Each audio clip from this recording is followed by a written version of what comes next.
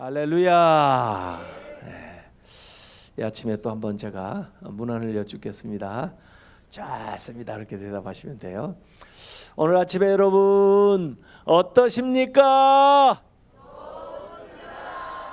네, 정말 좋아 보이십니다. 오늘도 하나님의 신령한 은혜와 은사가 여러분의 심령에 넘쳐나시기 바랍니다. 여러분의 가정에 교회 넘쳐나시길 주님의 이름으로 축원합니다. 오늘 말씀 요한복음 1장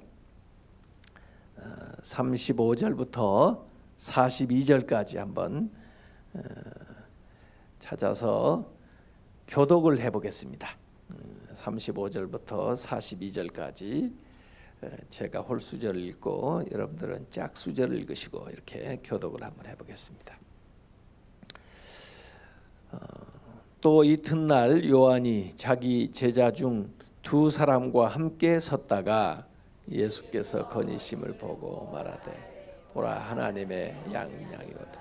두 제자가 그의 말을 듣고 예수를 따르거늘 예수께서 돌이켜 그 따르는 것을 보시고 물어 이르시되 무엇을 구하느냐 이르되 랍비 어디 계시니오니까 하니 랍비는 번역하면 선생이라.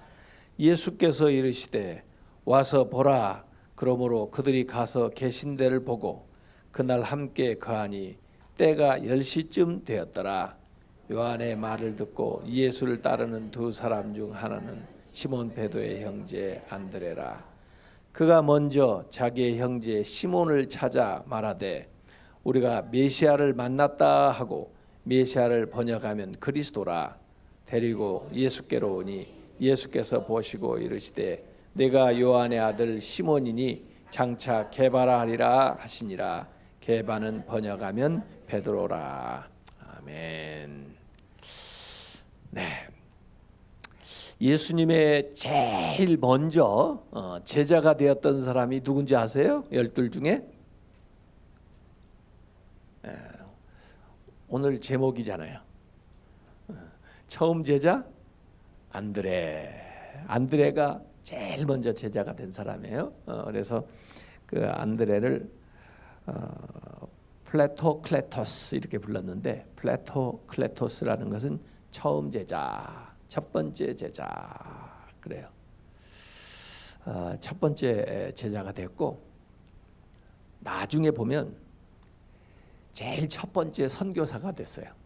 오순절 마가의 다락방에서 성령 받은 다음에 제일 먼저 나간 사람이 안드레예요. 그래서 사도행전에 그 오순절 마가 다락방 사건 이후에 베드로나 다른 사도들은 예루살렘 근방에 있었기 때문에 또 기사가 나오는데 이분은 터키 쪽으로 러시아 쪽으로 쭉 나가가지고 나중에 이제 안드레는 69년에 그리스에서 순교를 하시는데 11월 30일에 그래서 그분의 그 성일은 11월 30일이에요. 순교 기념 순교 당한 날을 기념한 거죠.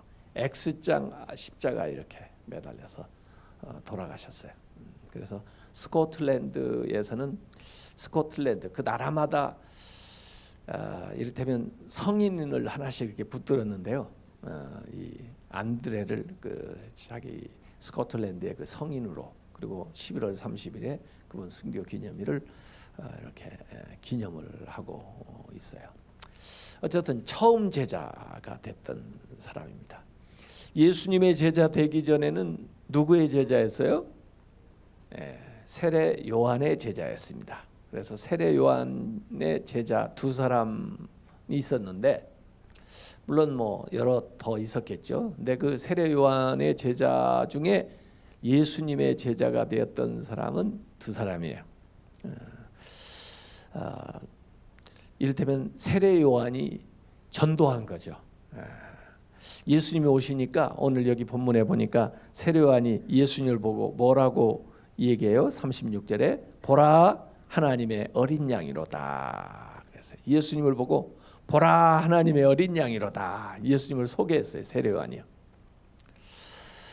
우리도 다른 사람들에게 이 세례 요한 같은 역할을 할 수 있기를 바랍니다. 예수님을 소개하는 거예요. 자기는 메시아는 아니지만 메시아 오는 길을 이렇게 준비하는 거예요. 그래서 또 메시아에게 사람들이 갈 수 있는 길을 또 이렇게 준비하는 거예요. 이게 세례 요한의 역할이에요. 세례 요한은 참 그래서 훌륭한 거예요.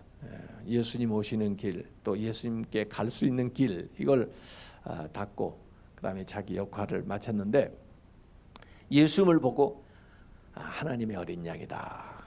세상의 모든 죄, 우리를 대속하기 위해서 그 구약에는 그 양으로 제물을 삼았었는데 그건 그림자고, 진짜 하나님이 우리의 모든 인류의 죄를 대속하기 위해서 보내신 그 하나님의 어린 양이 바로 이 그리스도 예수님이다.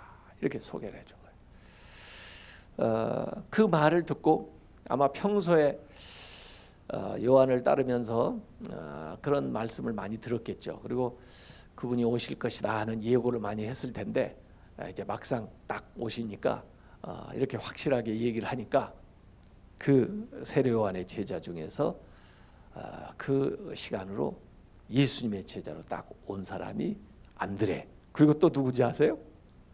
요한. 이 요한복음을 기록한 요한. 이 두 사람이 세례 요한의 제자에서 예수님의 제자로 이렇게 오는 겁니다. 처음 제자가 된다는 게요, 영광이기도 하지만 굉장히 떨리는 거예요. 처음 결단할 때.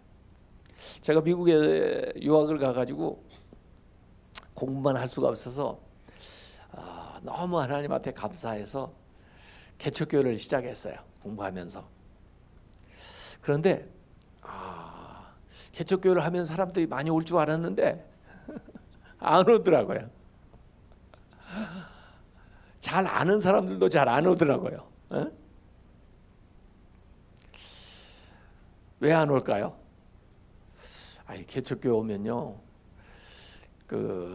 해야 될 일이 너무 많아요. 부담스러워요.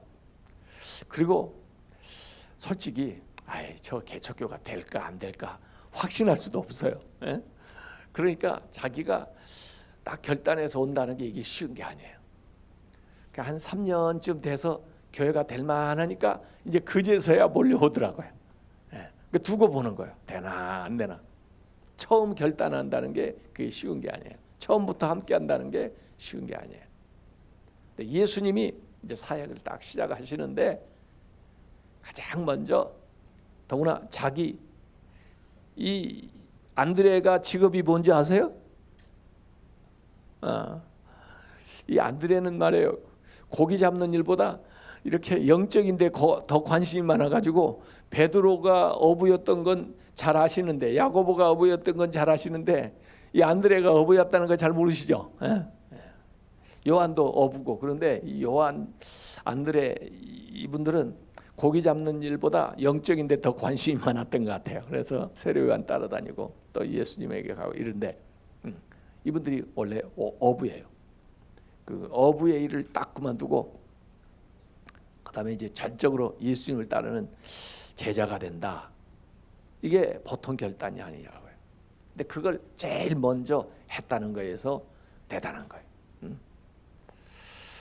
그래서 세례 요한의 전도를 듣고 하나님의 어린 양이로다, 그러니까 평소에 아마 준비하고 있다가 결단을 딱 하고 예수님의 제일 먼저 제자가 된 사람이 이 안드레입니다.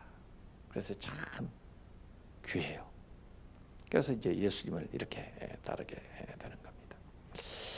이 복음서에 보면 안드레의 이름이 몇 번 나오느냐? 13번 나와요.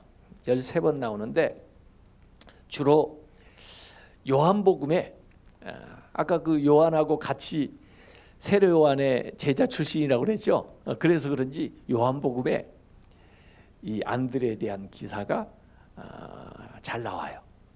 오늘 1장에 먼저 나오고 그 다음에 6장에도 나오고 12장에도 나와요. 그래서 1장, 6장, 12장 외우기도 좋죠. 이렇게 안드레 기사가 나와요. 근데 이 세 번 나오는 기사의 공통점이 뭐냐면, 이 안드레는 사람들을 예수님께 인도한다는 거예요. 그것도 개인적으로. 그래서 이 안드레는 뭐의 모범을 우리에게 보여주는 거냐면 개인 전도의 모범을 보여주는 사람이에요. 그래서 이번에 우리가 제자도에 대해서 이제 공부를 쭉 해야 돼요. 여러분들이 기본적으로 다 구원받은 하나님의 자녀인데 또 하나님이 참 은혜를 많이 주시고 또 복을 많이 내려주셨는데 거기에서만 머무르면 안 되고 옛날 처음 나올 때는 호기심, 그다음에 이제 헌신, 이렇게 확신을 거쳐서 이제 헌신으로 이렇게 나오는 거거든요. 제자가 돼야 되는 거거든요. 그래서 이 제자의 모범을 하나씩 보면서 그 모습 속에서 우리도 어떤 제자가 돼야 될 건가, 어떤 제자도를 따를 건가, 이걸 이제 우리가 결단을 하고 제자의 모습을 갖춰 나가야 되는데 이 안드레에게서는 뭘 배워야 되냐면 개인 전도의 모범을 보여야 돼. 개인 전도. 제가 교수를 하다가 이제 중앙성결교회 담임 목사가 된 지 이제 13년 됐어요. 이제 12년 하면 저도 은퇴를 해요. 그러니까 딱 반절을 했는데 제가 뭐 별로 그렇게 목회를 우리 오영택 목사님 같이 잘하는 것 같지는 않아요. 근데 제가 한 가지 딱 특징적으로 하는 게 있어요. 우리 교회요. 제가 그 잘하는 것은 이게 여러분들에게 이 얘기를 해드릴 테니까 여러분들이 그냥 그대로 갖다 다 하세요. 그러니까 잘하는 건 더 잘하시고 그다음에 제가 좀 소개하는 건 가져다가 그대로 하세요. 그러면 날개를 다는 거죠. 근데 제가 우리 교회에서 하는 사역 한 가지가 4대 사역이라는 걸 해요. 4대 사역. 4가지의 사역인데 평신도, 모든 우리 교회 평신도들이 다 사역자가 돼야 된다.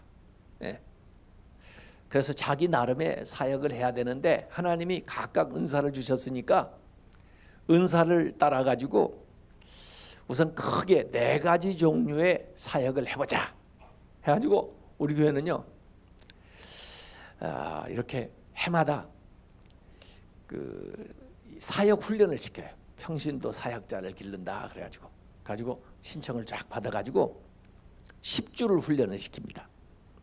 그래서 앞에 4주 동안에는 그 4대 사역, 4가지 해야 되는 사역이 뭔지 그 4대 사역에 대해서 하나씩 한 주씩 설명을 해주고 5주째 될 때는 이렇게 기도원에 가가지고 열심히 기도회, 성령, 수양회를 하면서 그 다음에 자기가 어디에 은사가 있는지를 분별을 이 체크리스트가 있어요. 앙케이트 이 설문지가 있어요. 그걸 쫙 설문을 해가지고 그 다음에 결론을 내는 거야. 거기 보면은 우리 교회는 보니까 이제 특별히 은사가 많은 쪽들이 있더라고요. 왜냐하면 이전에 부흥 강사 목사님 이만식 목사님 이렇게 목회를 쭉 하시고 그 지역에 있다 보니까 그 개발된 사역 은사 이 비슷한 사람들이 많이 모이기도 하더라고요, 실제로. 그런 다음에 이제 6주부터 이제 10주까지는 각 사역 4군데로 나누어져 가지고 그 다음에 그 사역 실제적인 훈련을 받아요. 담당 목사님한테. 그리고는 사역자가 되는 거예요. 그래서 이제 실제로 사역하시는 분들과 함께 그 사역을 종사하는데 4가지 사역이 뭐냐면 이름을 붙였어요. 제가 첫 번째 사역이 아브라함 사역이에요. 아브라함 사역, 아브라함에게서 뭘 저는 가져왔냐면 중보기도. 아브라함이 소돔에 있는 롯을 위해서 중보하잖아요. 기도. 거기 의인이 있으면은 그 의인 때문에 거기를 멸망시키지 말라고 이렇게 계속 중보해요. 숫자를 내려가면서 사실 그 아브라함이 기도한 숫자도 없었는데 그래도 그 중심을 아시기 때문에 그 멸망하는 중에도 롯 가정을 다 이렇게 구원해 주시잖아요. 중보. 멀리서도 그를 위해서 이렇게 중보를 해 주는 거예요. 그래서 중보기도 사역자를 300명을 세우는 거예요. 우리 교회는 아까 얘기한 대로 이 중보기도의 은사를 받은 사람이 많더라고요. 그리고 중보기도 하는 걸 그렇게 좋아해요. 그래서 예배 시간마다 이 중보기도자들은 우리가 4부까지 예배를 드리는데요. 1부 시간에도 기도실에서 예배를 위해서 중보해요. 2부 때도 담당이 여기 돌아가면서 있겠죠. 2부에 또 기도하는 사람들, 3부에 기도하는 사람들, 4부에 기도하는 사람, 이렇게. 지금도 제가 여기 나왔으니까 우리 중보 기도자들이 이 새벽에 또 교회 모여서 기도한다고, 이렇게 자기들 이제 새벽 기도하면서 이렇게 중보 기도해요. 이분들이 월요일에는 우리가 저기 하남시에 우리 기도원이 있거든요. 월요일에 거기 가서 또 기도를 해요. 그리고 수요일, 저희 교회는 수요 오전 예배도 있고 밤 예배도 있는데, 오전 예배 끝나고 점심 먹고 나서 그 다음에 또 기도실에서 또 기도를 해요. 그리고 하고 금요일 저녁에 또 기도를 해요. 하여간 이 중보기도 사역자들이 뭘 중보하는 제목을 딱 교회 기도 제목을 모아가지고 이렇게 정기적으로 기도하는 시간 또는 개인적으로 기도하는 시간 통해서 계속 중보기도를 하는데, 그 응답받은 간증들이 너무 많아요. 그래서 중보기도, 그게 아브라함 사역이라고 그래요. 그래서 중보기도 하는 분들을 아브라함 사역자들이라고 그래요. 그래서 그분들이 기도를 하고 있어요. 그 다음에 두 번째 사역이 뭐냐면 안드레 사역이에요.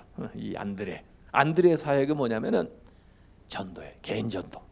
안드레 사역자들이 전도 훈련을 받고, 물론 모두 다 전도를 해야 되지만 또 이 안드레 사역자들은 복음 제시도 하고 이 전도 폭발 뭐 이런 거 훈련을 받아가지고 조금 더 체계적으로 전도하는 것을 관리를 해요. 그래서 노방 전도가 그렇게 요새 잘 되는 건 아니지만, 그래도 그분들이 토요일은 전철역 뭐 이런데 길에 나가서 계속 전도를 하고요. 새로 아파트 세워진데 또 기존의 아파트 계속 다니면서 뭐 다 환영하는 건 아니지만 다니면서 전도를 해요. 금년에도 한 1,000명 전도했어요. 지금 매년 우리 목표가 1,000명인데 금년에 벌써 달성했어요. 효과적인 전도 가운데 제가 재작년에 이제 시작한 게 있는데, 저는 이제 신방을 잘 못하다 보니까 이제 우리 담당 목사님들이 각 자기 담당한 이제 목장, 교구 다 이렇게 신방을 다 하시고 전도사님이랑 다 하시는데, 그 신방을 안 하다 보니까 못하다 보니까 어떤 분들은 우리 목사님은 신방을 안 해, 뭐 그런 사람들이 있더라고요.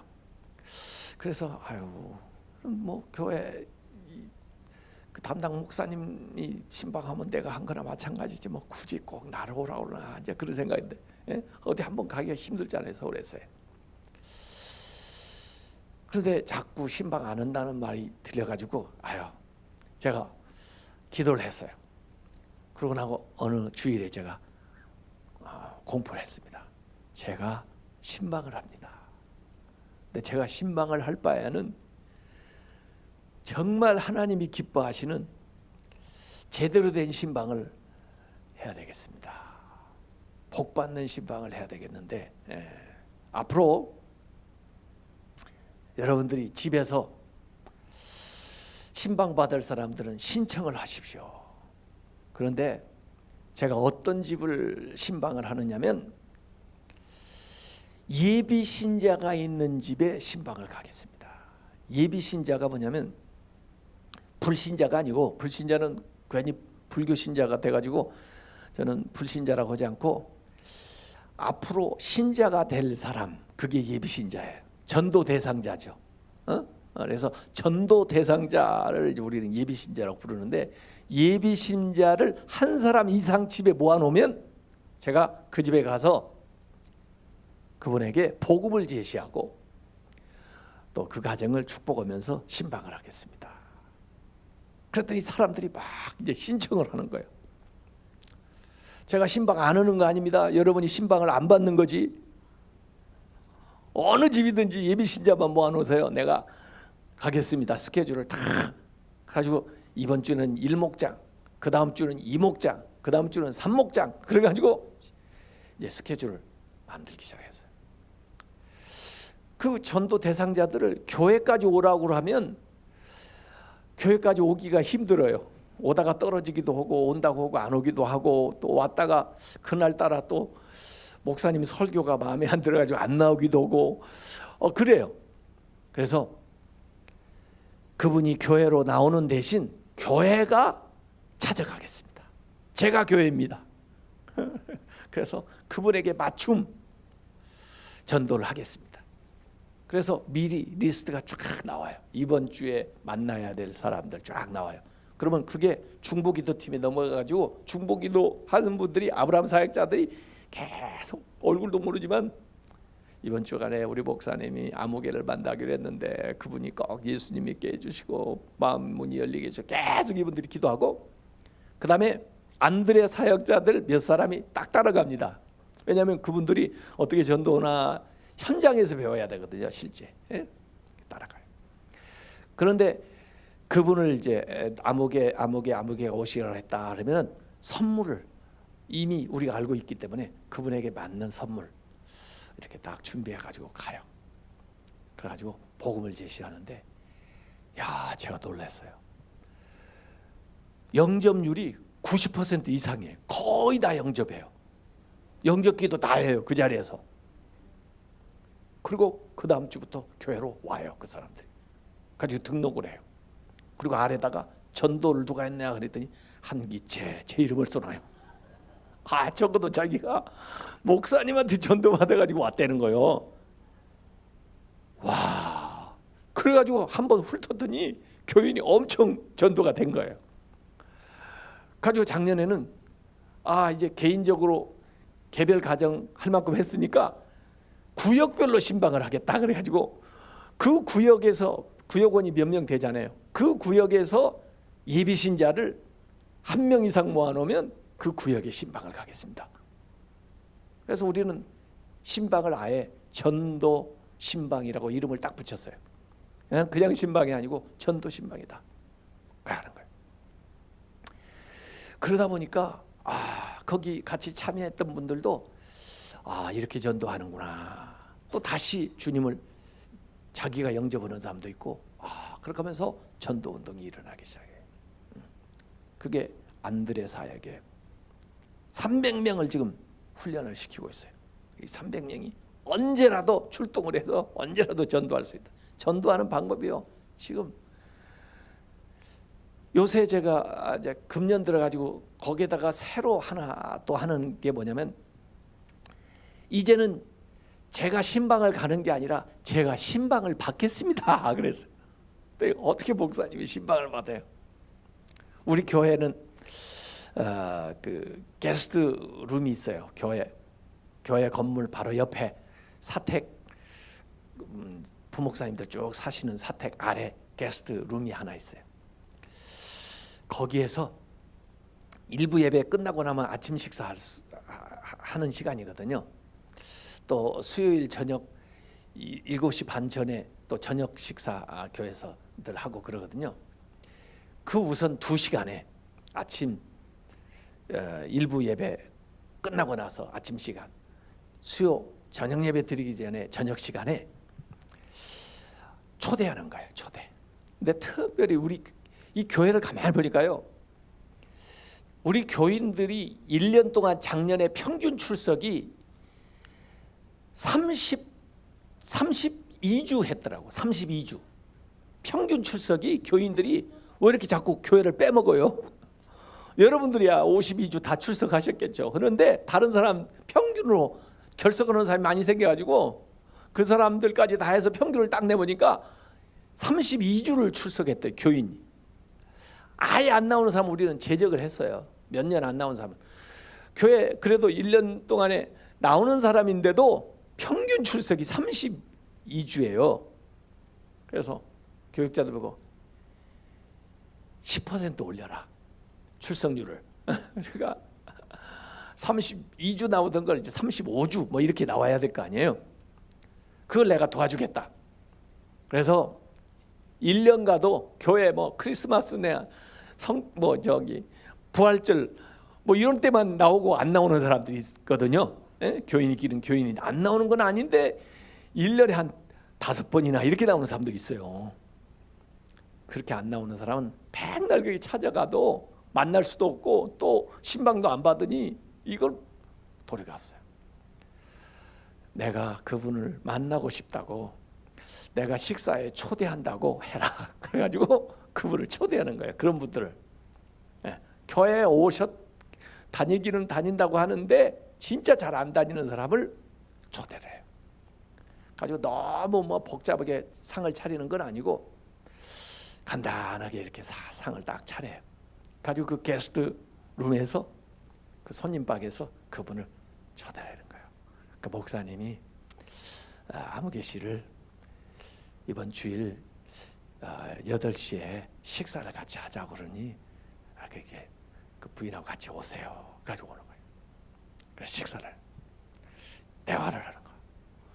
그리고 기도 제목을 받아가지고 기도를 해줘요. 그러고 나니까 이분이요, 출석률이 확 올라가는 거예요. 밥 한 끼 먹고 나니까. 금년에 제가 그걸 하고 있어요 지금요. 어쨌든 이 안드레 사역자는 자꾸 사람들을 인도해가지고 데려오는 거예요. 그 다음에 세 번째 사역이 뭔지 궁금하시죠? 그거 가르쳐드리고 가야죠. 세 번째가 뭐냐면은 바나바 사역이에요. 바나바는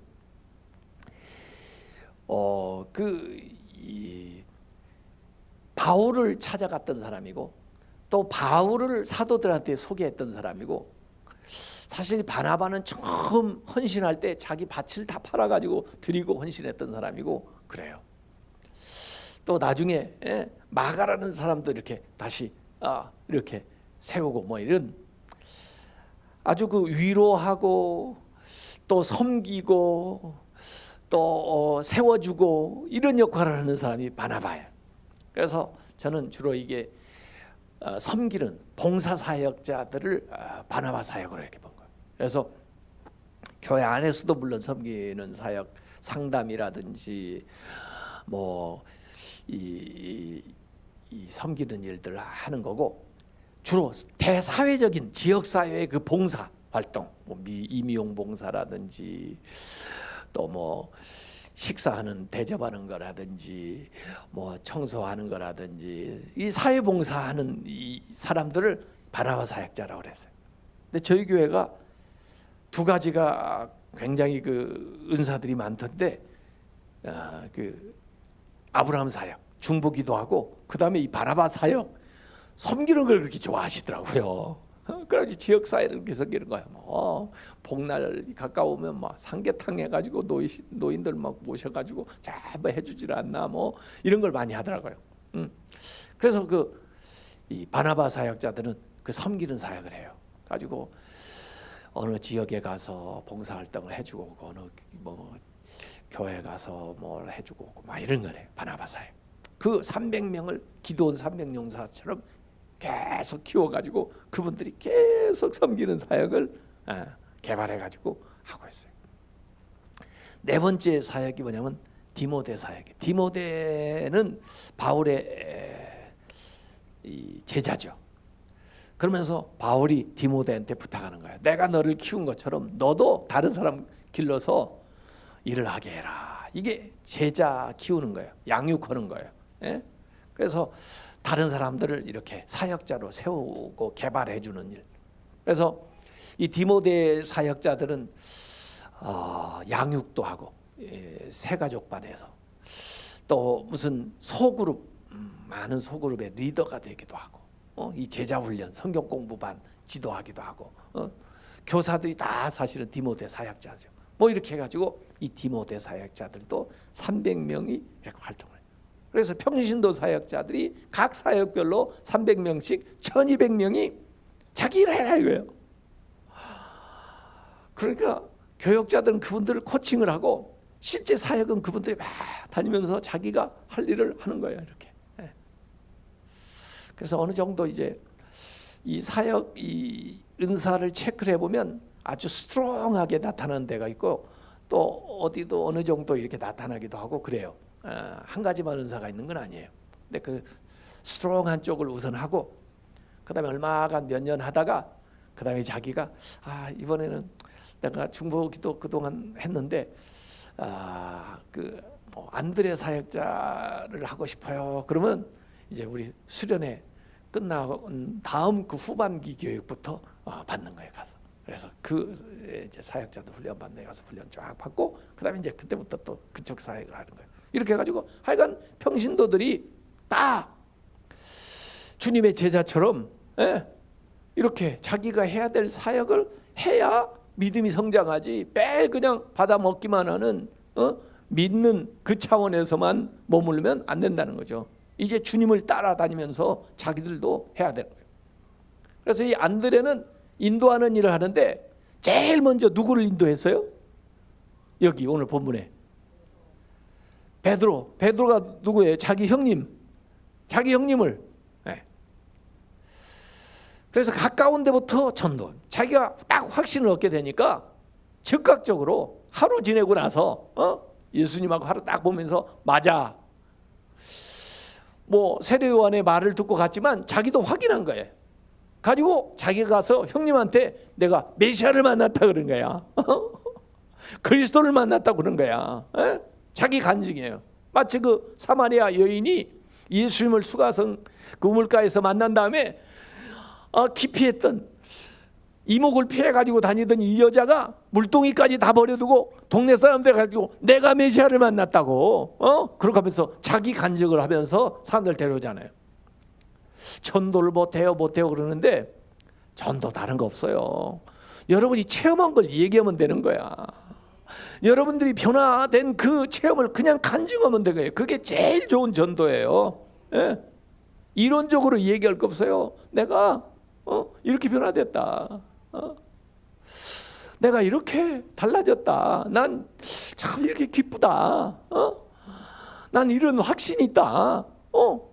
그 있는 그대로 얘기하는데. 그래서 가까운 데부터 이렇게 전도하기 시작하는 거예요. 가까운 데. 가족 전도하기가 좀 힘들어요. 다른 사람들에게 말로 이렇게 전도가 되는데 가족들은 말하기 전에 우리 삶을 보거든요. 그게 좀 힘들긴 해요. 근데 안드레가 허투루 이 얘기하는 사람이 아닌가 봐요. 그 얘기 딱 듣고 베드로가 왔어요. 그래서 이 베드로도 이제 나중에 훌륭한 주님의 이제 종이 되는 건데 제자가 되는 건데 베드로는요 결국 이 대중 설교가가 됐잖아요. 베드로는 한번 설교가 막 3,000명씩 회개하고 돌아오네. 근데 이 안드레는 그 베드로는 투망식 전도를 했다면 투망을 던져가지고 고기를 낚았다면 안드레는 뭘 하는 거예요? 낚시하는 거예요. 낚시 하나씩 이렇게 낚시하는 거예요. 그 안드레 방법도 굉장히 중요한 거예요. 그래서 그 빌리그레암 대회를 하면요, 빌리그레암 대회가 만약에 내년에 한국에서 열린다 그러면 금년에 그 빌리그레암 전도팀에서 뭐 오냐면 안드레 작전을 시작하는 거예요. 안드레 오퍼레이션이라고 그래요. 안드레 작전을 미리 그 대회 전에 와서 쫙 하는 거예요. 그 빌리그레암이 막 설교하시면은 막 쫙 이렇게 사람들이 운동장에서 막 결신하고 영접하겠다 쫙 나오죠. 그 순간에만 된 게 아니에요. 원래 안드레 작전, 안드레 전도팀이 먼저 와가지고 1년 전부터 쫙 전도고 돌아다닌 거예요. 그리고 그 사람들 데리고 와서 앉아 있었다가 이분이 설교 딱 하실 때 영접하라고 할 때 막 기도하고 가지고 그때 이렇게 나오는 거예요. 전부 그걸 준비하고 그 개인적으로 전도했던 사람들은 안드레, 그리고 이 빌리그레암 목사님 같이 이 베드로처럼 이렇게 대중 설교를 한 건데 이게 같이 맞아야 역사가 일어나는 거예요. 그래서 여기 참 중요한 이 베드로를 안드레가 전도를 한 거예요. 그래서 자기가 이제 확신을 가진 것 가지고 그대로 이 전도하는 얘기예요. 자, 그다음에 두 번째 이제 이 안드레가 베드로를 전도할 뿐만 아니라 누구를 또 전도했느냐면 누구를 인도했냐면 요한복음 6장에 보면요. 요한복음 6장 8절 9절 한번 보실래요? 요한복음 1장, 6장, 12장에 안드레 얘기가 나온다고 그랬죠. 요한복음 6장 8절 9절 보면은 제자 중 하나 곧 시몬 베드로의 형제 안드레가 예수께 여짜오되 여기 한 아이가 있어 보리떡 5개와 물고기 2마리를 가지고 있나이다. 그러나 이것이 이 많은 사람에게 얼마나 되겠사옵나이까? 이렇게 물어보잖아요. 예. 누구를 데려왔어요? 예, 아이를 데려왔어요. 아이를. 지금 5,000명. 뭐 아이들은 숫자에 안 쳤으니까 뭐 여인들까지 다 좀 10,000명도 넘을지 몰라요. 그 빈들에서 예수님 말씀 듣느라고 시간 가는 줄도 몰랐는데, 예? 말씀 끝나고 나니까 갑자기 이제 아이 배가 고프고, 예? 그냥 또 돌려보내자니 그렇고 해가지고 제자들은 그냥 돌려보내자는데 예수님이 아니라 너희들 먹을 걸 주라 하는데 아유 먹을 게 어디 있어요? 예? 또 이 빈들에서, 예? 예약도 없이 말이에요. 돈이 있다고 해도 힘들 거예요. 예? 그렇죠? 그 많은 분량을 어디서 어느 음식점에서 조달을 해요 갑자기. 예. 그래서 안 되고 안 됩니다. 이제 이 빌립이라는 사람이 나와요. 이 예수님의 제자도 이번에 잘 한번 들어보세요. 그러면 되게 짝을 지어 가지고 다니더라고요. 예수님이 아마 짝을 지어서 파송을 하셔서 그랬는지, 그래서 안드레하고 빌립이 같이 짝이 돼서 자주 나타나요. 둘이 친했나 봐요. 그러니까 이제 빌립은 그러는 거예요. 아유 예수님, 이렇게 많은 사람 먹이려면요 200데나리온은 있어야 되겠습니다. 예? 돈 타령하는 거예요. 돈 200데나, 한 데나리온이 장정 하루 품삯이니까 200데나리온이면 쉬는 날 빼고 거의 그냥 10개월은 일을 해야 돼. 예? 그걸 그대로 모아도 한 끼 식사를 준비할까 말까인데 그 돈도 없을 뿐만 아니라 이 빈들에서 어디서 돈이 있단들 그렇게 많은 음식을 한꺼번에 구하겠어요? 그래서 안 됩니다 이런 거 아니에요. 그런데 이 안드레는 예수님이 말씀하셨으니까 뭔가 실마리가 될 수 있는 것을 찾아 돌아다닌 거예요. 이게 참 훌륭해요.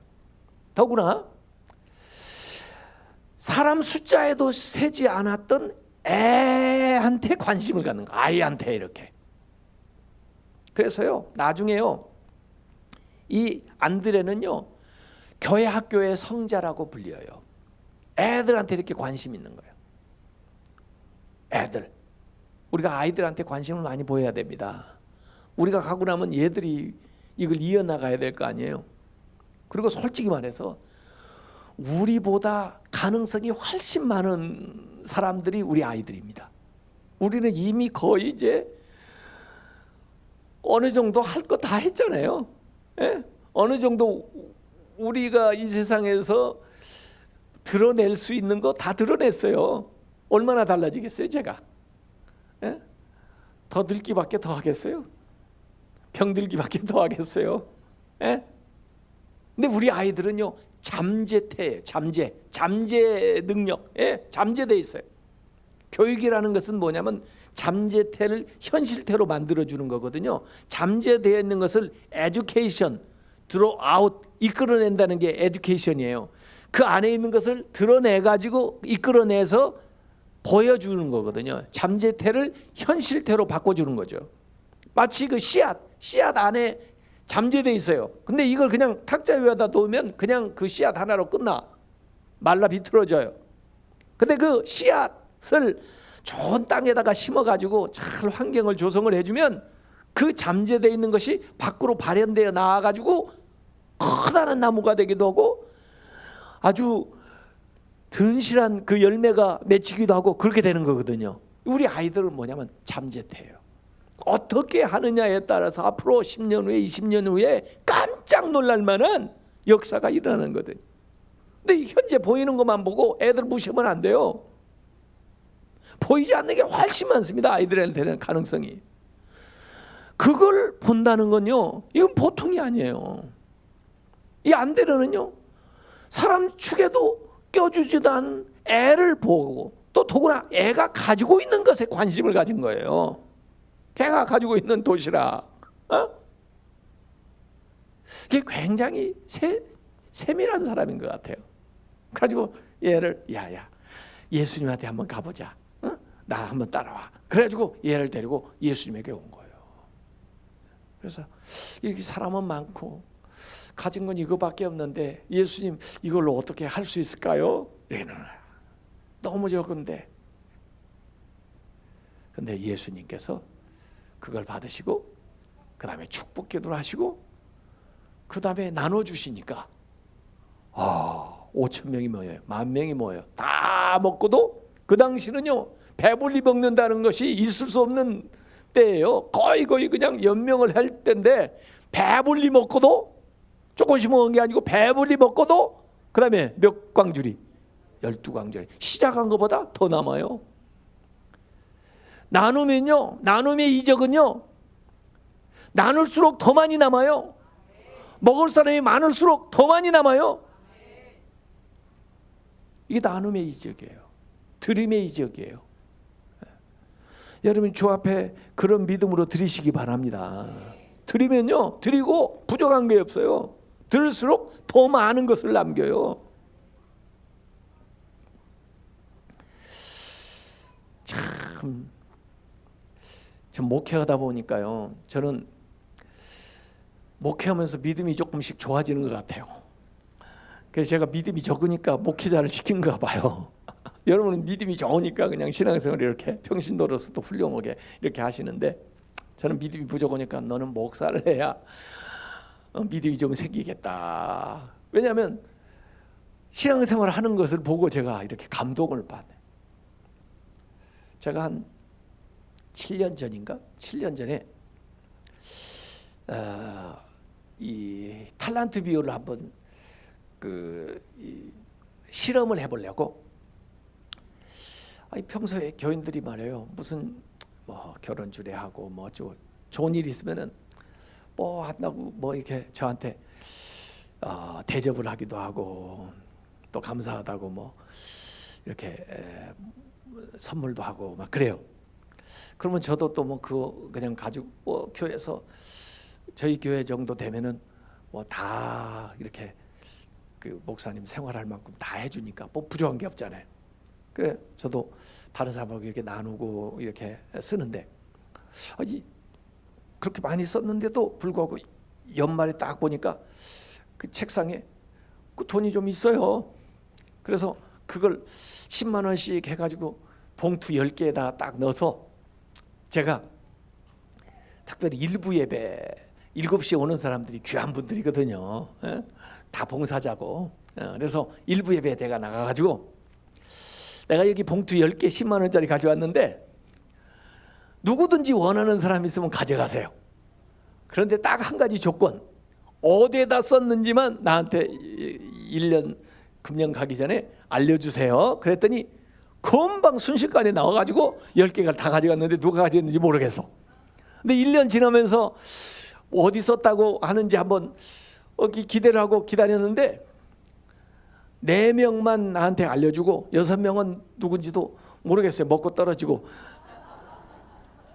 근데 그 4명 중에 참 기가 막혀요. 난 그래서 이 신자들이 훌륭하다는 걸 알아요. 내가 쓴 것보다 훨씬 더 잘 썼는데 어쨌든 그 중에 한 분이 조미 집사님, 그때는 집사님이고 지금 이제 권사님 됐는데 그 분이 서울도 어디 변두리 그 조그마한 시장 안에서 그 미용실을 하시나 본데 그 미용실을 하면서 근근히 가정에 그냥 생활할 정도 이렇게 남편도 좀 몸에 장애를 가지고 계세요. 그래가지고 이렇게 사는 정도인데 그분이 어느 날 나한테 연락이 왔어요. 목사님, 지난번에 그 10만 원 가지고요 제가 껌을 사가지고 제 가게 카운터 옆에 껌을 이렇게 놓고 돼지 저금통을 놓고 사랑의 껌하고 그 가져가라고 그랬더니 그냥 가져가도 되는데 나중에 보니까 돼지 저금통에 안에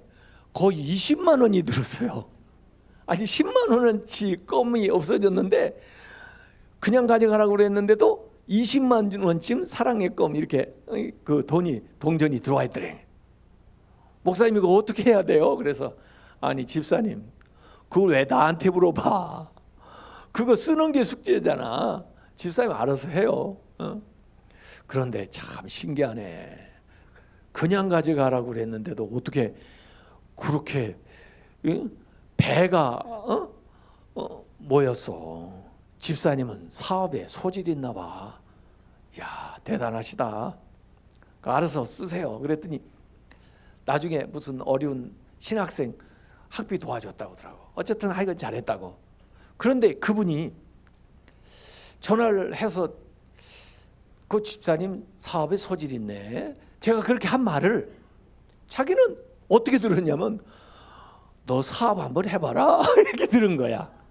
그래가지고 아유 하나님, 저는 그냥 이 미장원 하면서 근근히 그냥 먹고 사는 걸로 감사하고 있었는데 뭔 사업을 하라고 그래요. 제가 무슨 재주가 있다고.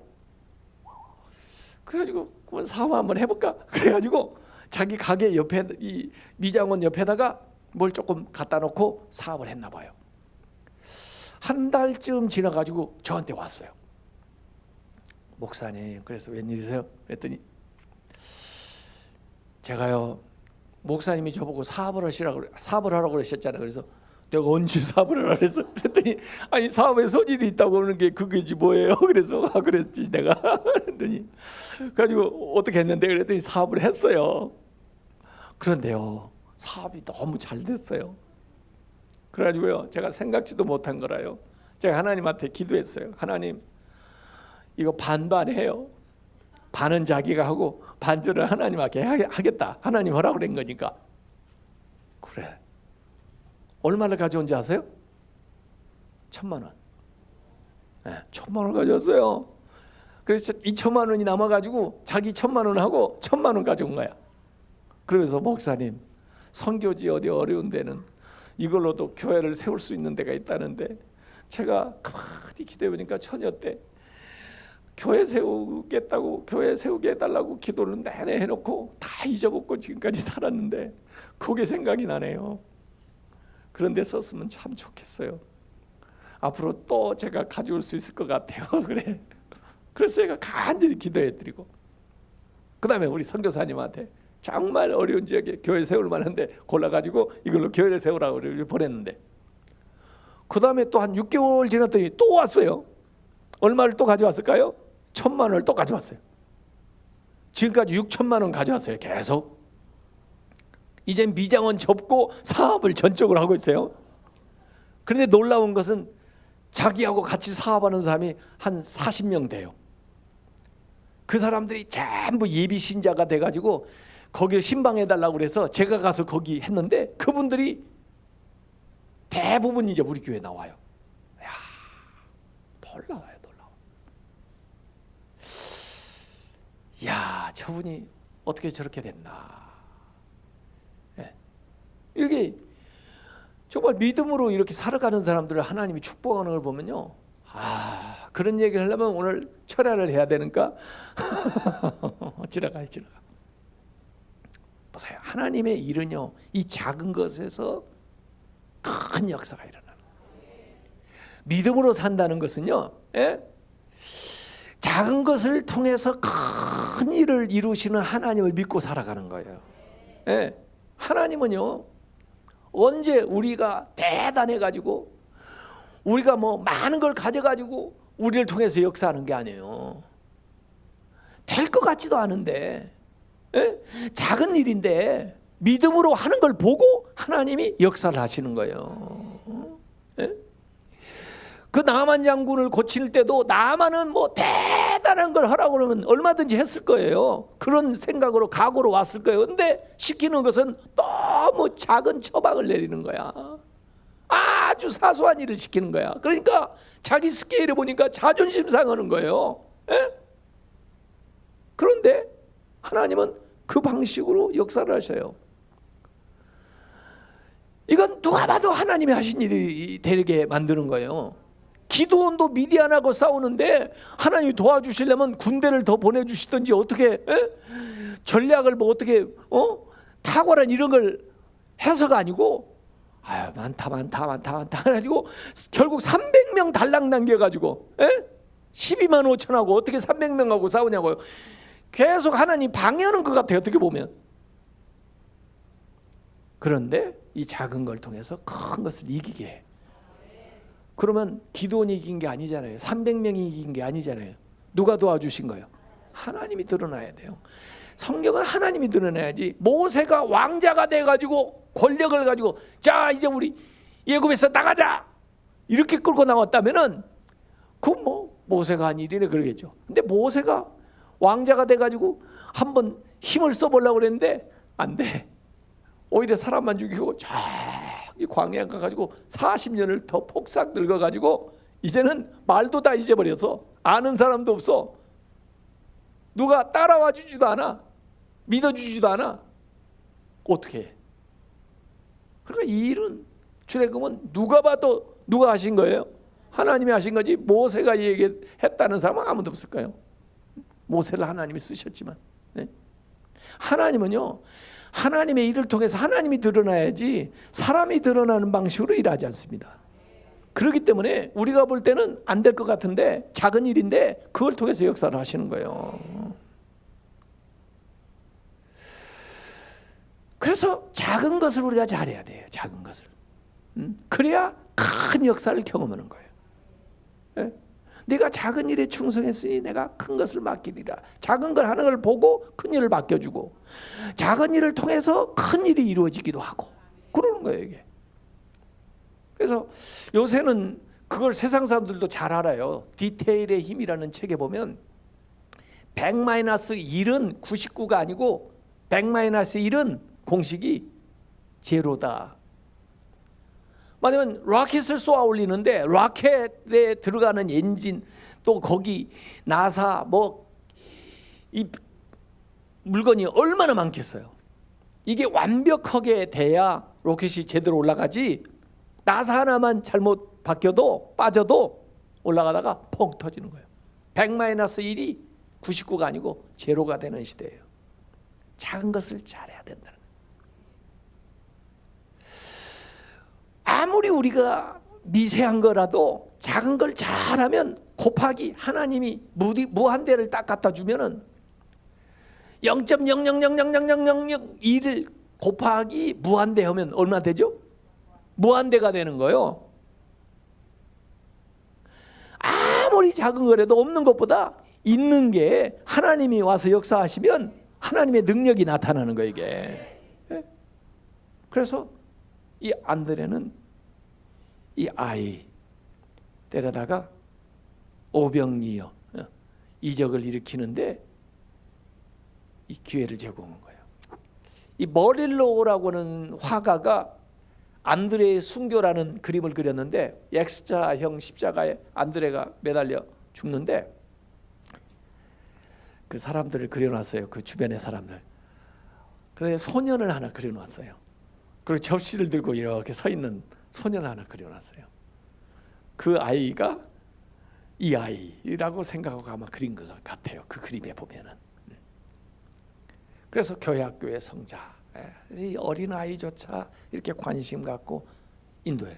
그래서 많은 사람들은 먹고 뭐 배불렀겠지만 안드레는 알았어요. 아 이게 어디에서 기적이 일어났는지. 이 아이도 아마 실제로 경험을 했을 거예요. 자기 것이 어떻게 쓰임을 받았는지.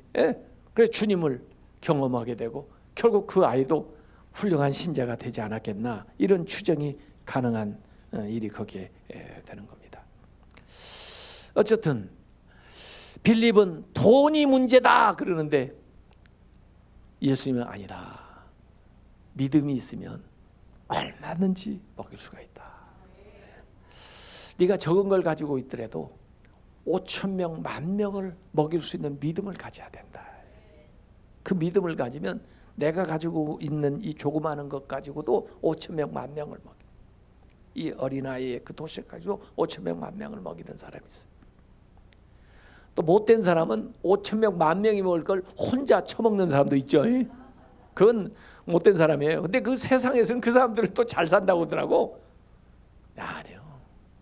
하나님 앞에 잘 사는 것은 5,000명, 10,000명을 먹이는 사람이 잘 사는 사람이에요. 5,000명, 10,000명 것을 혼자 먹는 사람이 잘 사는 게 아니에요. 여러분과 여러분의 자녀들이 정말 5,000명, 10,000명을 먹이는 그런 인생을 사시길 주님의 이름으로 축원합니다. 네. 자, 세 번째 인도한 것이 12장, 요한복음 12장 20절부터 24절에 나옵니다. 요한복음 12장으로 한번 가봐요. 요한복음 12장 20절부터 24절에 한번 보겠습니다. 20절. 명절에 예배하려 올라온 사람 중에 헬라인 몇이 있는데, 헬라에서 온 사람들이 있어요. 그들이 갈릴리 벳세다 사람 빌립에게 가서 청하여 이르되, 빌립이 출세했어요. 예수님 따라다니니까. 선생이여, 와서 선생님이라고 그래. 왜 빌립한테 갔나 그랬더니 빌립 이름이 헬라 사람들한테 좀 익숙해요. 헬라식 이름이니까.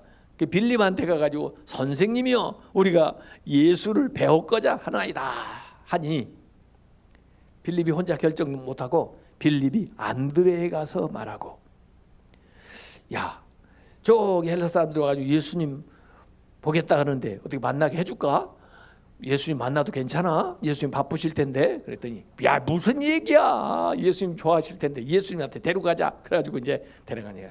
안드레에 가서 말하고, 안드레와 빌립이 예수께 가서 여쭈니 예수께서 대답하여 이르시되, 인자가 영광을 얻을 때가 왔도다. 예수님이 기뻐하시면서 하는 얘기예요. 내가 진실로 너에게 이르노니 한 알의 밀이 땅에 떨어져 죽지 아니하면 한 알 그대로 있고 죽으면 많은 열매를 맺느니라. 이러면서 예수님이 하시는 사역에 대한 이야기를 쫙 한 대목이 여기 나옵니다. 이 헬라 사람 여기까지 명절에 찾아왔어요. 아마 이 사람들이 그래도 뭐 유대 종교에 대한 어떤 지식이 있었던 것 같기도 하고, 또 나름대로 뭔가 찾고 있던 것들이 있었던 것 같아요. 관심이 있었겠죠. 그래 가지고 왔다가 유대 명절에 왔다가 진짜 그 명절의 주인이신 예수를 만나고 그 다음에 이제 신자가 됐을 거라고요. 이 헬라 사람 중에 왔던 사람이 누구냐? 교회사에 쭉 내려오는 걸 전승에 의하면 누가래요. 누가 의사 누가. 이 누가가 누가복음을 기록했죠. 누가가 사도행전을 기록했죠. 그분이라 이렇게 내려와요. 그 얼마나 중요한 사람이에요. 이 사람을 예수님을 딱 만날 수 있도록 한 사람이 누구예요? 안드레. 이방인들은 가, 그런 게 아니에요. 예수님 바쁜데 당신들 만날 시간이 있을까? 안 돼. 이런 게 아니고, 그래, 예수님이 좋아하실 거야. 예수님, 이 사람들이요 멀리서 여기까지 왔는데요. 이분들 좀 어떻게 좀 해주세요. 뭐 이렇게 얘기하죠. 그래서 외국에 나가지 않고도 여기 현재 있는 데에서 다른 지역의 사람을 전도하는 거예요. 이렇게. 요새 서울이 그래요. 서울이 지금 국제도시가 됐어요. 국제도시가. 그래서 대한민국에 지금 외국 사람들이 한 뭐 200만 이렇게 와 있다는데 서울에 많이 살고 있어요. 도시에, 주로 도시에 많이 살고 있어요. 저희 교회는 지금 사대문 안에 있다 보니까, 종로 6가에 있다 보니까 외국 사람 많아요. 길을 지나가다 보면 외국 사람 많이 만나요. 제가 지난주에도 네팔 사람 2사람 전도했어요. 길을 가다 보니까 이 친구들이 어디서 왔는지 궁금해서 이 얘기를 했더니 네팔에서 왔다고 그래요. 근데 마침 우리 교회에 네팔 교회가 있어요. 네팔 예배가 있거든요. 그래서 잘 됐다. 가지고 이름도 적어주고 또 이름도 받고, 우리 저기 교회 주일에 오라 그랬더니, 왜? 그래서 네팔 사람들 모인다. 왜 네팔 사람이 거기 모이니? 여기 우리 예배를 드리거든. 네팔어로. 또 너희들 음식도 해 먹고. 그리고 정말이니? 그렇다고. 내가 그 목회자 보고 너한테 전화하도록 할 테니까 전화번호를 달라 그랬더니 전화번호를 줘요. 또 무슨 일 있으면 나한테 전화하라. 그래 내가 전화. 가지고 2사람 전화해.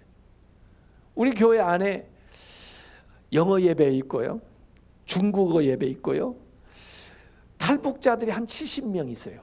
같이 예배는 드리지만 그분들 따로 성경 공부 탈북자들 하고요. 몽골 교회가 잘 돼요. 몽골 교회를 지금 한 12년 했는데 몽골 사람들 예배가 있어요. 이 몽골 사람들이요, 여기서 유학생 뭐 이렇게 일하러 와서 우리 교회에서 모이다가요, 그 사람들이 이제 끝나고 몽골 주로 울란바토르에 돌아가는데요. 대개 그 몽골 사람들 울란바토르에 모여 살더라고요. 울란바토르에 사는데 우리 교단에서도 몽골에 선교사를 지금까지 못 보냈는데, 우리 교회 출신들이 몽골에 가가지고 이 친구들이 자기들끼리 모여서 교회를 세웠어요. 2개의 교회를 세웠어요. 2개. 그래가지고 이번에 단기 선교팀이 또 거기 가서 단기 선교하고, 또 화장실이 필요해서 화장실 하나 지어주고 오고 그랬는데, 그 현지 사람들이 자기들이 거기서 이 중앙교회 출신이라 해가지고 교회를 지금 몽골 교회 2개 세웠어요. 네팔에는 네팔 코리아 국제대학, 제가 총장인데 거기에 이제 대학을, 인가받은 대학을 우리가 세웠거든요, 네팔에. 그런데 이제 거기서 여기 또 유학 온 친구들, 또 여기에 사는 사람들 해가지고 네팔 교회, 이렇게 지금 서울이 국제도시가 됐어요. 그래서 이 지역에 우리가 선교사를 물론 보내야 되는데, 여기 현지 안방에 들어온 사람들은 얼마나 선교하기 좋아요. 그래서 교회 공간을 주고 사역자들 하나씩 청빙해가지고 사역자 사례금 주고, 너희 말로 너희들 예배 여기서 드려라 했더니 잘 돼요. 근데 제가 해보니까 몽골 사람은 진짜 자립심이 강하더라고요. 중국하고 같이 시작했는데, 중국 교회는 지금도 많이 도와주는데 도움 받는데 익숙한데, 몽골 사람들이요 가능하면 자립하려고 하더라고. 그리고 몽골 사람들이요 벌써 이 11조 하는 사람도 많이 생겼어요. 11조 할 수 있게 교육하면은 그래도 어느 정도 성공한 거거든요. 예? 매일 이게 돈만 받기 이렇게 하면 뭐 교회가 돈이 없어서가 아니라, 이게 신앙 성장이 잘 안 되거든요. 자기가 헌신할 수 있어야 이게 신앙 성장이 되는 거거든. 제자가 돼야 되거든. 그런데 몽골 사람들은요, 11조 하는 사람이 많이 생겼어요. 그래서 어떻게 보면은 몽골 사람들은 자기들 사역자는 자기들이 아마 낸 헌금이, 제가 정확하게 계산 안 해봤지만은 될 것 같아요. 왜냐하면 헌금이 다 교회로 들어오거든요. 그리고 그분들을 다 교회에서 이렇게 부서처럼 도와주거든요. 이렇게 이 안방에서도 전도할 수 있어요. 제가 이제 금년부터 지금 시작한 게 있는데, 이게 하늘비전교회도 그거 하고 있는지 모르겠는데, 안 하셨다면 이제 이걸 하면 참 좋겠더라고요. 제가 금년, 왜냐하면 작년에 우리 교회 이 삼성에서도 아주 임원을 하시고 나오셔가지고 철강 사업을 하시던 분 계셨는데, 장로님인데 이제 은퇴할 때쯤 가까이 되니까 당신 아들한테 이제 그 사업을 물려주는데, 그 사업도 이제 옛날만은 못하지만은 사업이 좀 침체될까 봐요. 그래도 아들한테 이제 물려주고 그만두시려고 이제 하는데, 권사님이 굉장히 액티브해요. 이 권사님이 아마 누구하고 미얀마를 갔다 왔는지, 갔다 오고 나서는 미얀마 가서 그 할 수 있는 일 하면서 우리는 거기 가서 선교하면서 지내자 그러는가 봐요. 가지고 이 장로님은 별로 고생을 안 해보셔가지고, 그냥 뭐 여기 은퇴하면 이제 여기서 편안하게 살지 뭘 그런 데 가냐 그러고, 권사님은 자꾸 간다 그러고. 참 권사님들 훌륭해 내가 보면. 그래가지고 그분들이 합의한 것은, 목사님한테 가서 물어보자. 우리끼리 자꾸 다툴 거 없이 목사님이 하라는 대로 하자. 장로님은 생각하기를, 내가 시부장로인데 목사님이 뭐라고 하겠나. 그러고는 딱 와가지고 당신이 대표로 나한테 물어보러 온 거야. 목사님, 제 아내하고 이런 얘기를 했는데, 제가 교회에서 지금 미래준비위원회도 지금 맡고 있고 그러는데 제가 어디로 가겠어요. 그러니까 목사님, 제가 아무래도 여기 있어야 되겠죠. 목사님이 얘기를 제 아내한테도 좀 해주세요. 그래서 제가, 장로님 가세요. 제가 그래서 그랬더니, 아니 제가 목사님 뭐 교회 필요 없습니까? 우리 교회 물론 필요한데 제가 볼 때 미얀마에 더 필요한 것 같아요. 그랬더니, 아니 목사님 거기 뜨거워가지고 제가 이게 이 나이에 지금 어떻게 거기 가서 적응하라고 그러세요. 그래서 아니라고, 더 시간 가기 전에 그래도 장로님 건강할 때 가시라고. 그래가지고는 제가 하라는 대로 한다고 그랬기 때문에 그분들이 미얀마에 갔어요. 그래서 미얀마에 가실 때 제가 거기 우리 파송된 선교사님들한테 전화를 해서 우리 장로님이 가시니까 그걸 잘 안내를 하고, 그분이 사업하던 분들이니까 거기서 할 수 있는 일을 찾아가지고, 그분들이 뭐 재정적인 것 때문에 가는 건 아니니까 돈을 적당히 쓰면서 지낼 수 있도록 안내를 좀 잘 해주라. 그리고 선교사님 사역하는데 필요한 거 있으면 그분한테 얘기해서 도움을 받도록 해라. 제가 그렇게 전화를 했더니 이분들이 비행장까지 딱 나가가지고 선교사님 3분이 이 장로님들 딱 모셔다가 다 이제 세팅을 하고 하는데, 이 장로님이 갔다 와서 하는 얘기예요. 지금도 갔어요. 그러니까 한 주일쯤 왔다가 또 거기 한 달쯤 있다가 이렇게 왔다 갔다 지금 하셔요. 가보니까 선교사님이 많은 제자들을 키웠는데 일자리가 없는 거야. 일자리가 마땅한 게 없는 거예요. 일자리를 줘야 되는데, 그런데 또 선교사님이 어느 불악 소수민족 선교하는 데 가보니까 그 사람들한테 그 나라에서 벌어먹고 살라고 산을 준 거예요. 광산이에요, 광산. 그래서 그거 채취해가지고 해야 되는데 그걸 채취하는 포크레인이나 이런 기구도 없고, 더구나 그 채취를 한다고 해도 어디 팔아먹을 그 팔로도 없고 이런 거야. 근데 이분이 철강석을 한 분이라 가보니까 여기 좋은 무슨 광물이 있고, 그 다음에 그걸 파면은 어디다 갖다 팔면은 돈이 생기고 이거 알잖아요. 그래가지고 자기가 포크레인을 사다 주고, 그리고 일할 수 있게 일자리를 갖다 주고, 그 다음에 그 파놓은 것을 파는 데를 해가지고 그걸 원석을 갖다가 팔고, 이 일을 지금 하고 있는 거예요.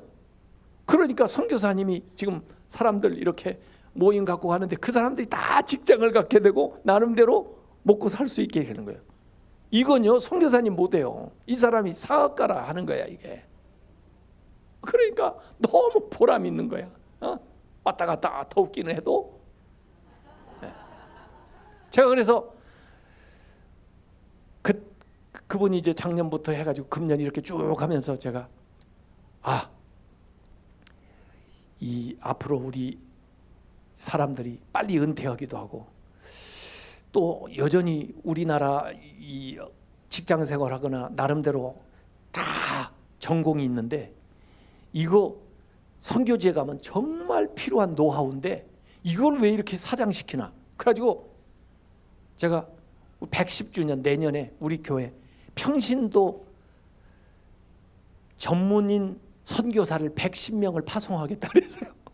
110명을 보내겠다. 여기 이석영 장로님인데 이석영 장로님 대 같은 사람을 내가 110명을 단기로라도 가서 한 달 있다 와도 선교사라고 하겠다. 내가 1년을 갔다 와도 좋다. 5년을 갔다 와도 좋다. 당신의 생애에 한 번만이라도. 우리 훈련 중에요 최고 훈련이 선교사 훈련이에요. 선교사가 된다는 건 제자 훈련이에요. 이게 진짜 제자 되는 거예요. 110명 가지고 이번에 딱 50명 신청 받았어요. 9월 5일에부터 우리는 14주 동안 교육하는 겁니다. 그래서 목사님 선교사님처럼 몇 년 과정 전문적으로 공부하는 건 아니지만 선교가 뭔지 기본적인 것을 14주 동안 평신도 전문인 선교사 과정을 지금 이제 만든 거예요. 가지고 각계 선교 훈련 시키는 전문가들을 모셔다가 14주 지금 강의를 하는데 모집을 하고 있어요. 근데 거의 지금 신청이 마감됐어요. 왜냐하면 저는 110명을 앞으로 보낼 거니까. 그래서 내년에 안 가도 좋다. 훈련부터 받아놓고 그 다음에 갈 때는 우리 선교사님의 협력 선교사로 내가 보내주겠다. 우리 교단에 협력 선교사라는 게 있거든요. 그래서 거기에 있는 선교사님을 가서 협력해 주는 거예요. 근데 당신이 교사냐? 가서 당신 과목 가르쳐라. 당신이 요리를 가르칠 수 있냐? 가서 요리를 가르쳐줘라. 당신이 임의용 기술이 있냐? 가서 임의용을 해줘라. 그래서 당신이 가지고 있는 기술로 선교해라. 더구나 모슬렘권 같은 데는요 목사님 선교사가 들어가기 힘들어요. 그런 데는요 가서 한글 가르치는 선생님으로 가면 환영이야. 그리고 자기 하는 일을, 이거 텐트 메이커, 이런 사람들은요 돈도 많이 안 들어요. 내가 그 이석영 장로님 미얀마를 몇 번 왔다 갔다 하지만 1원도 준 적이 없어요, 교회에서. 왜냐하면 자기가 다 자기 비용 대가면서 써가면서 일하니까. 그리고 그렇게 쓰면 보람 있죠 뭐. 지금 목사님 선교사를 우리가 많이 보냈는데 우리 교회에서 한 분을 매달 250만 원씩 보내드려야 돼요. 그래야 그분이 설교하면서 선교할 거 아니에요. 가족들하고 먹고 살아야 되니까. 그러지만 평신도 전문인 선교사는 자비량 선교할 수 있는 거예요. 조금만 도와줘도 돼. 프로젝트만 좀 도와줘도 돼. 자기 가서 이래. 그래서 이제는 선교가요 안팎으로 다 돼요. 여기에서도 선교할 수 있고 나라에도. 왜냐하면 외국 사람들이 막 와요. 또 밖에 가서도 할 수 있어요. 얼마든지 통할 수 있어요. 내가 가지고 있는 기술과 내가 가지고 있는 그동안의 경험이 다 통하고 그들에게 다 도움이 돼요. 그렇게 해서 우리가 사역을 하면서 지나야 돼요. 그래서 이 안드레는 아마 성령 받고 제일 먼저 나갔나 봐요. 그래서 사도행전에 그 성령 120문도 오순절 마가의 다락방까지는 있었는데 그 후에는 안 나와요. 이 사도행전도 처음에는 베드로 따라다니다가 누가가 기록하고 그다음에 나중에 바울 따라다니면서 기록을 했기 때문에 그 따라다닌 사도의 행적을 따라 했지 다른 사도는 사역을 안 한 건 아니거든요. 다른 데 가서 또 기록은 안 돼 있지만은 열심히 사역을 했거든요. 그래서 이렇게 안드레가 사역을 감당해 나갔습니다. 자, 그래서 오늘 이 안드레에 대해서 잠시 얘기했는데 세 가지, 베드로를 전도했고 어린 아이를 예수님께 인도했고 헬라 사람을 예수님께 인도하는 이런 역할을 했어요. 그래서 오늘 우리가 안드레 같은 제자가 된다 하는 것은 우리의 삶의 주변에서 우리 가족부터 시작해가지고 또 어린 아이들 앞으로 두고 이 아이들이요 우리가 하늘나라 가고 나서도 하나님 일 계속 오면서 이어나갈 아이들이에요. 이 아이들 우리가 애들 전도하기는 더 쉬워요. 어른들보다. 이 아이들을 우리가 하고 또 여기 와 있는 외국 사람 또 기회가 되면 정말 기도해서 내 인생에 은퇴하고라도 1년이라도 2년이라도 단기라도 한번 나가서 내가 가지고 있는 기술 또 나에게 준 거 가지고 한번 다른 사람들 섬기고 주님 앞에 인도하는 진짜 제자 같은 이런 안드레 같은 삶을 살게 해 주옵소서. 기도하겠습니다.